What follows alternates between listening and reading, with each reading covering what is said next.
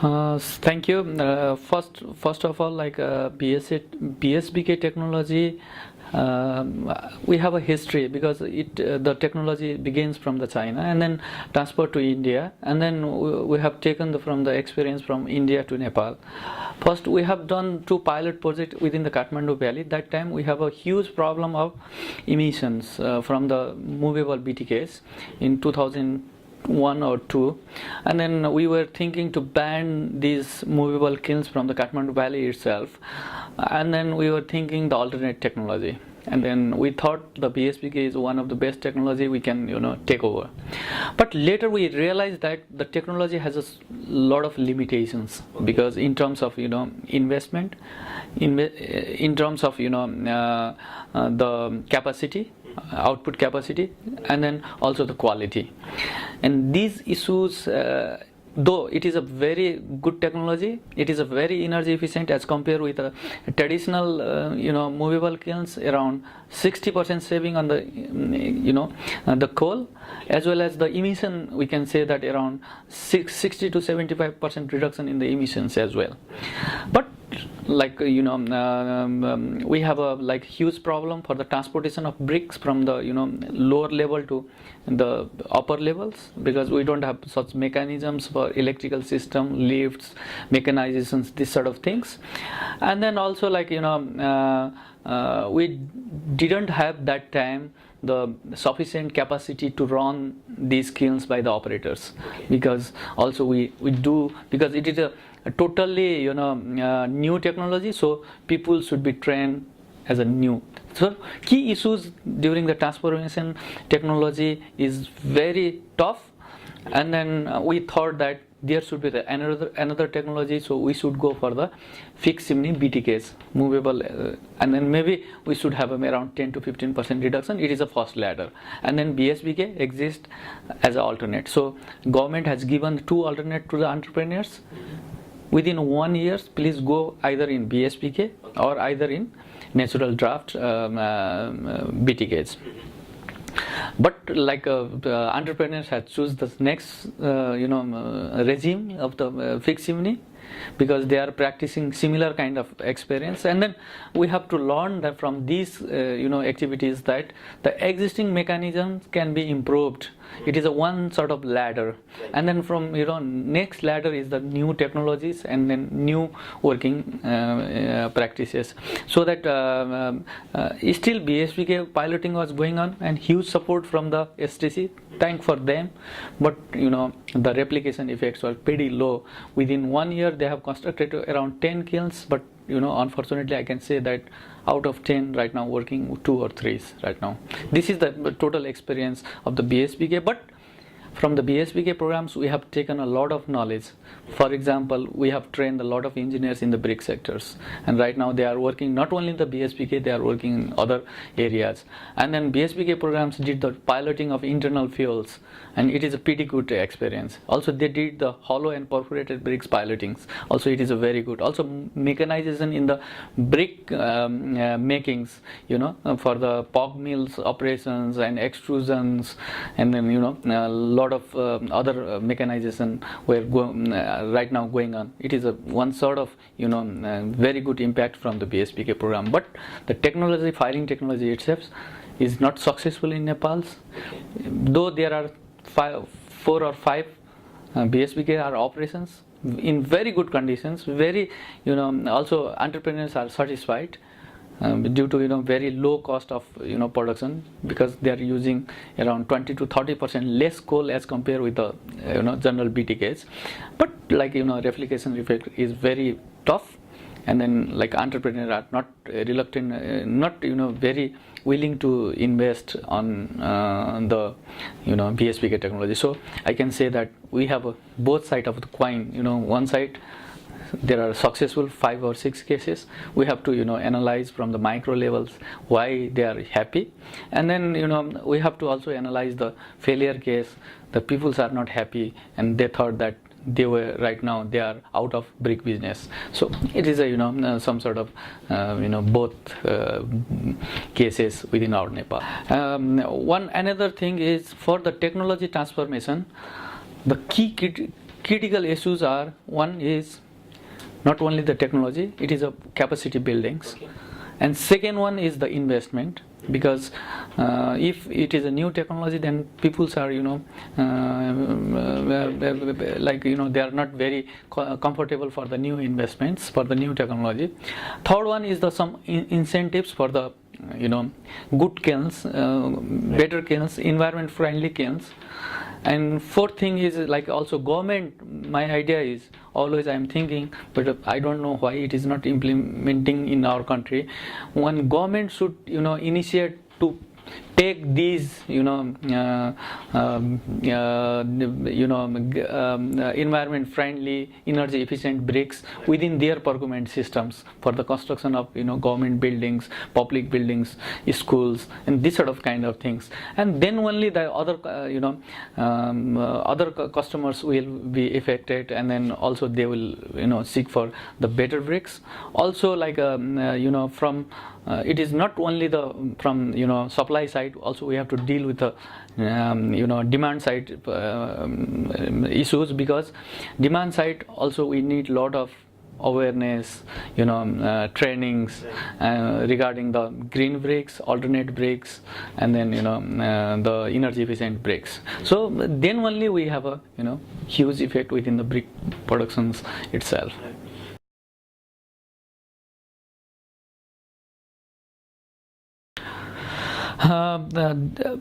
There are many issues. I can say that there are key 5 issues are there. First issue is the awareness first, because right now, because we are taking a lot of success case studies.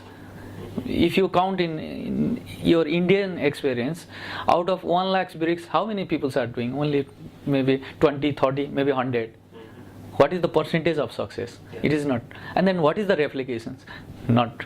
So that we need the massive awareness within the brick entrepreneur, that you can see this much of amount of money, because they know about the money language, because they doesn't know about the emissions, they doesn't know about the coal consumption itself, because because brick business is not the we cannot compare with other business. It is some sort of agriculture business, because fathers did, grandfather did, and then right now son is doing such kind of things. So that we have to think from the generations business. So it is some sort of agriculture business. So we need lot of awareness creations within this.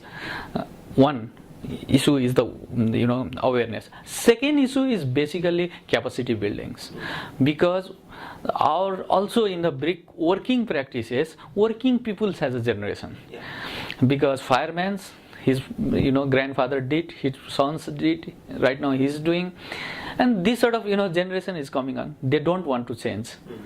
For example, if you are wearing the new shoes, maybe you will be uncomfortable.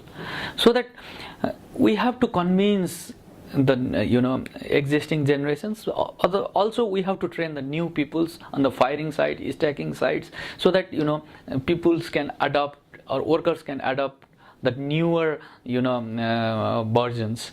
So that second one is the capacity buildings in entrepreneur levels, because if you have buy the car, then you have given to driver have a lot of complaint on the car itself. So the owner right now, because I found most of our part of world, because South Asia, owner doesn't know about how brick is the producing. They are selling the bricks, so they are not aware about what happening exactly on the kiln itself. So that so that we need the awareness to bring these owners to the kiln, within the kilns, and then they know about how brick is making, and then how they can reduce the coals, these sort of things. It is a micro level, and also we need the supervisor and other levels capacity buildings. So awareness, capacity buildings are 2 issues. Third issues, we need the policy enforcement from the government itself, because out of 1 lakh bricks in your country, how many kilns were measured by the pollution board? Yesterday you got around 201. Then how can we monitoring mechanism is not intact? Because so that if we develop such enforced mechanism. Right now you can say the China, Vietnam is a successful case studies. That means they have a very good enforcement mechanisms. So we don't have. So that also we have very good integrated policy with the enforcement mechanism. Third one is. Fourth one is the incentives for the better brakes, and because if we give the incentives, then people are motivated towards some sort of it is a carrot and stick, because because I discussed, and then right now stick, and then also we have to give some sort of incentive for the entrepreneurs. Also it is not only in terms of money. Also it is like in terms of some sort of tax mechanism, incentives of some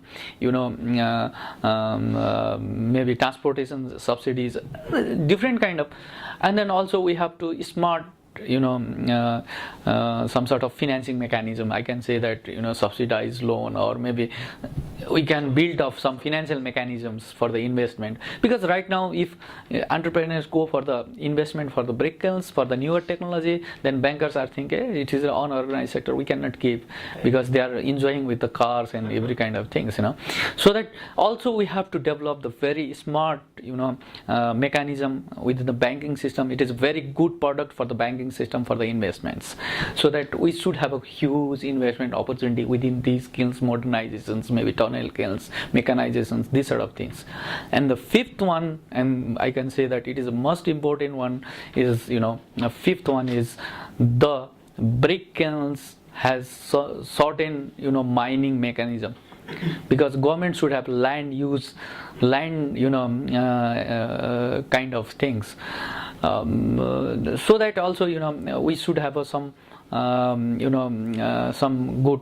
And key issue beside these 5 issues is sixth issue is the social and labor issue within the brick kilns, and it is a very critical issue, because people are living in very harsh conditions, their drudgery, and lot of kind of things we have to discuss on education systems. And I'm always talking about the migrating laborers, so education is top, everybody is talking about. But my idea is, if government can formalize the education of 6 months in kiln and 6 months in their village, so if we correlate these education systems, because the peoples will move on 6 months in their village and then 6 months informal education, so it can be formalized by the education ministry, then also it will be very beautiful opportunity for these childs to get the knowledge. Also we have to think, because we can criticize a lot of things, but solution is only the formal education and informal educations, and then there should be the mandatory education for the child in the brick clusters, 6 months, and then 6 months school will give the certificate that 6 months he is 6 months he is taking the classes in these schools, and then go to the village schools, and 6 months he can continue from. Then we have to think from the holistic approach of the education of these childs as well, also drinking water, electricity, these mechanisms. And then also, because right now labor has a crisis, because all the peoples are moving around for the Gulf countries, so that mechanization is obviously going on, of course, if mechanization is going on, we have to develop the skills of these workers to run the machines. Then only we will transfer the job of the skill transformation. Otherwise, people's unskilled people lose the job, and then next person will get the job, and then we have a huge unemployment problem itself. This is the issues.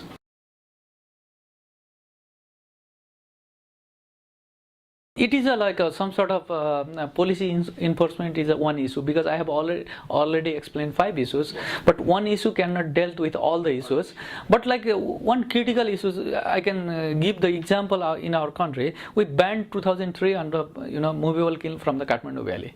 Right now, all the kilns has been transferred to other technologies. It is it was done by the policy enforcement. It is some sort of policy enforcement. So it has given the great effects. So we have to analyze from the micro level. So yes, policy enforcement is a key issue, because government says that please ban all the movable kilns to the tunnel kilns. entrepreneur will not go. The government said within 1 year every BTKs will be converted to the zigzag kilns. Maybe it is possible, but we need the capacity buildings, we need the skilled manpowers regarding this. That's all, because we have to follow the ladder, and you cannot go in the top floor without using the staircase. If you are looking for the lift, you need the additional energy. Then additional energy obviously has to come from another directions.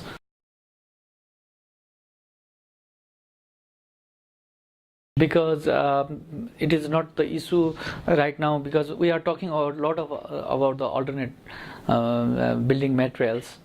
Obviously urbanizations, bigger buildings, commercial complexes, multiplexes, they are coming, and obviously they need the quick building constructions, because maybe they are calculating on net present value or maybe future present value of the money. So that obviously these blocks, the prefabricated concrete partitions, blocks, these will come, obviously come. It is from the customer demand as well. But our culture, from our village, we have to think, because in Europe right now the growth rate of the population is quite it not stopped. Maybe even some countries it is less, so they are not constructing new buildings. But our part of the world, previously we have a combined family system. Right now we have a some sort of individual family system. So we are converting. We have a huge growth in the houses, houses. So that we have to meet this target. So that government should have a certain planning. Obviously, maybe right now 5 to 10% from the alternate materials. Maybe obviously, maybe 20 years you can get around 30% from the alternate bricks, but still clay bricks is very popular in the village. So how can deal with these alternate bricks with these villages where they are making the bricks themselves? So it is a critical issue. But maybe obviously alternate bricks will go up to maybe 30-40%, maybe last 20, maybe coming 20 years.